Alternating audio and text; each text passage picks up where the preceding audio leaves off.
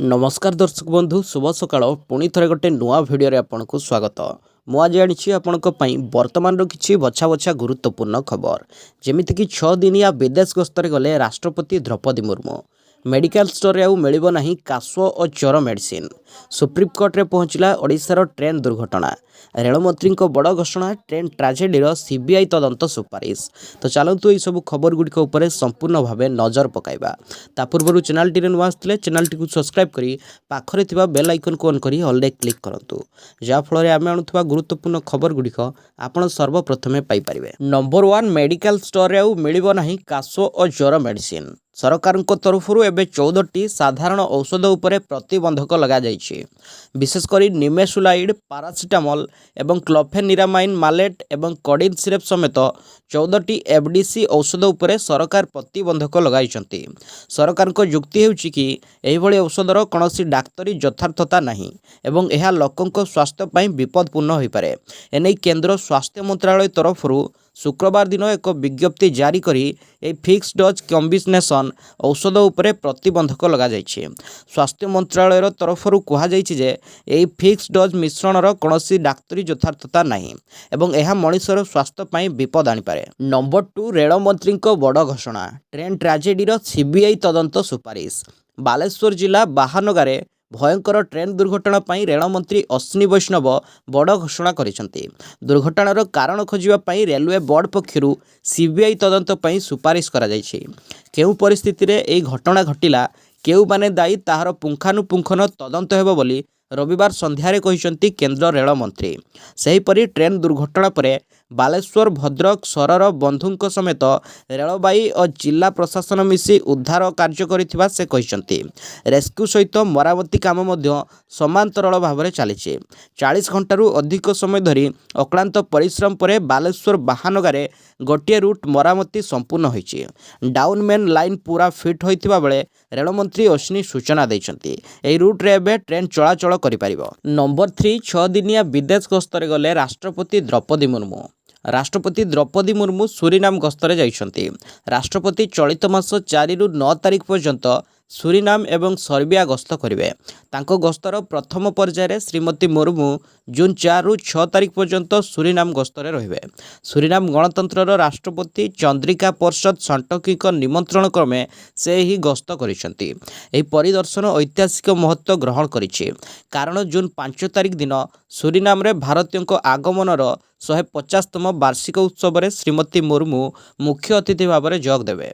भारत एवं सूरीनाम मध्य बेस बंधुत्वपूर्ण संपर्क रही सेठारे प्रवासी भारतीय माने ए उत्सव को बेस उत्साहर सह पालन करने को निष्पत्ति नहीं। नंबर 4 ट्रेन दुर्घटना को नहीं एलआईसी बड़ घोषणा।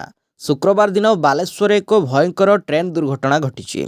चेन्नई हावड़ा करमंडल एक्सप्रेस एवं सामग्री ट्रेन मध्य होइतिबा धक्कारे मोट 288 जनक मृत्यु होइतिबा बेले 1100 रु अधिक जन आहत होइछन्ति।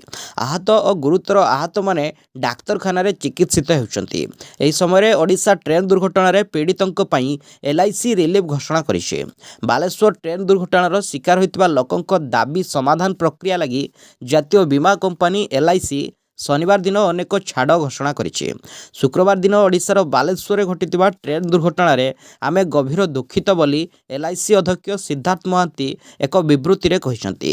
एलआईसी प्रभावित लोकंकु समर्थन करने प्रतिश्रुतिबद्ध एवं आर्थिक सहायता प्रदान पई दाबी समाधान को त्वरान्वित कराजिवो। नंबर 5 सुप्रीमकोर्ट रे पहुंचला ओडिशार ट्रेन दुर्घटना।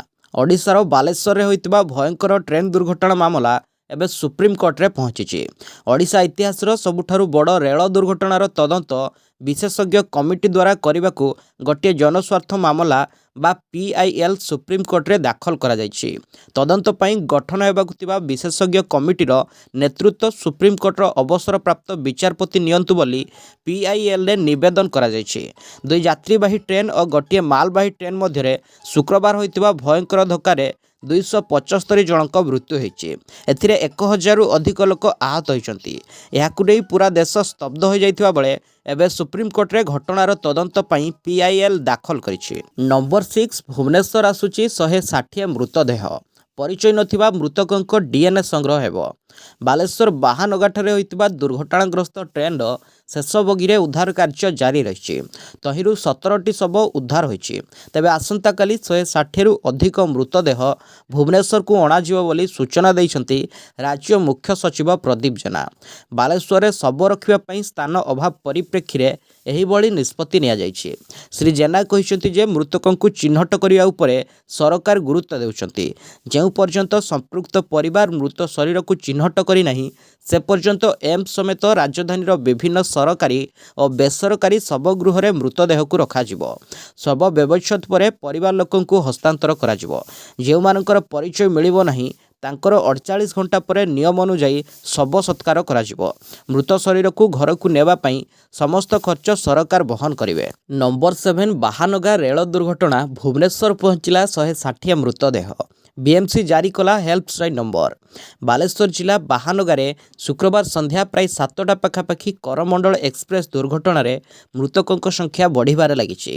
ବର୍ତ୍ତମାନ ସୁଦ୍ଧା 288 ଜଣଙ୍କର ମୃତ୍ୟୁ ହୋଇଛି। ଏହା ବାଦ 803 ଜଣଙ୍କର ଚିକିତ୍ସା ଜାରି ରହିଛି। ଭୁବନେଶ୍ୱର 160ରୁ ଅଧିକ ମୃତଦେହ ପହଞ୍ଚିବ। ମୃତ ଶରୀରକୁ ଘରକୁ ନେବା ପାଇଁ ସମସ୍ତ ଖର୍ଚ୍ଚ ସରକାର ବହନ କରିବେ। ଏମ୍ସ ସମେତ ରାଜଧାନୀର ବିଭିନ୍ନ ଡାକ୍ତରଖାନାରେ ଏହି ମୃତଦେହ ରଖାଯିବ। ସେହିପରି ପରିଚୟ ମିଳି ନ ପାରୁଥିବା ମୃତକଙ୍କ DNA ସଂଗ୍ରହ କରାଯିବା ନେଇ ସୂଚନା ରହିଛି। ସୂଚନା ଅନୁସାରେ 30ରୁ 40 ମୃତକଙ୍କ ପରିଚୟ ମିଳିସାରିଥିବା ନେଇ ସୂଚନା ରହିଛି। କିଛି ଯାତ୍ରୀଙ୍କ ପ୍ରମାଣପତ୍ର ମଧ୍ୟ ମିଳିଛି। କେଉଁ ସ୍ଥାନରେ କାହାର ଚିକିତ୍ସା ଚାଲିଛି ସେ ନେଇ ତଥ୍ୟ ଅଛି।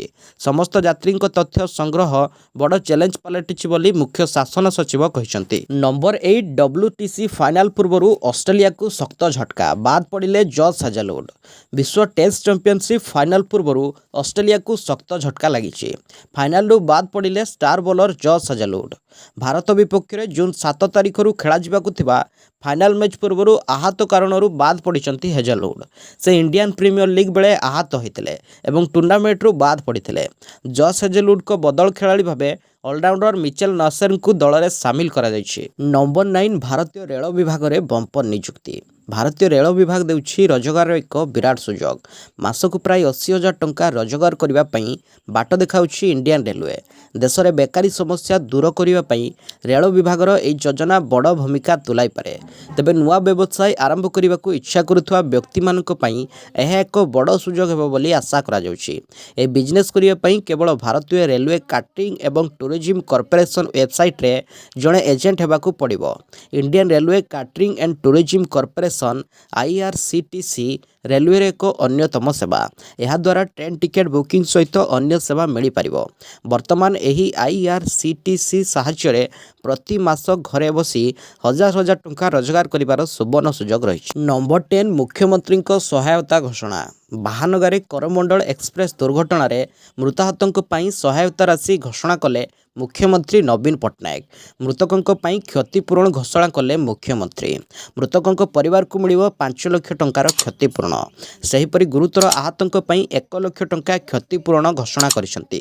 ଏହାସହ ସମସ୍ତ ଆହତଙ୍କ ଚିକିତ୍ସା ମାଗଣାରେ କରାଯିବାକୁ ମୁଖ୍ୟମନ୍ତ୍ରୀ ଘୋଷଣା କରିଛନ୍ତି। ଦୁର୍ଘଟଣାରେ ମୃତାହତ ଓଡ଼ିଶାର ଲୋକଙ୍କ ପାଇଁ ଏହି ସହାୟତା ରାଶି ଘୋଷଣା କରାଯାଇଛି। ମୁଖ୍ୟମନ୍ତ୍ରୀ ରିଲିଫ୍ ପାଣ୍ଠିରୁ ଏହା ପ୍ରଦାନ କରାଯିବ। ଏହାସହ ମୃତକଙ୍କ ପ୍ରତି ମୁଖ୍ୟମନ୍ତ୍ରୀ ଗଭୀର ସମବେଦନା ଜଣାଇବା ସହ ଆହତଙ୍କ ଆଶୁ ଆରୋଗ୍ୟ କାମନା କରିଛନ୍ତି।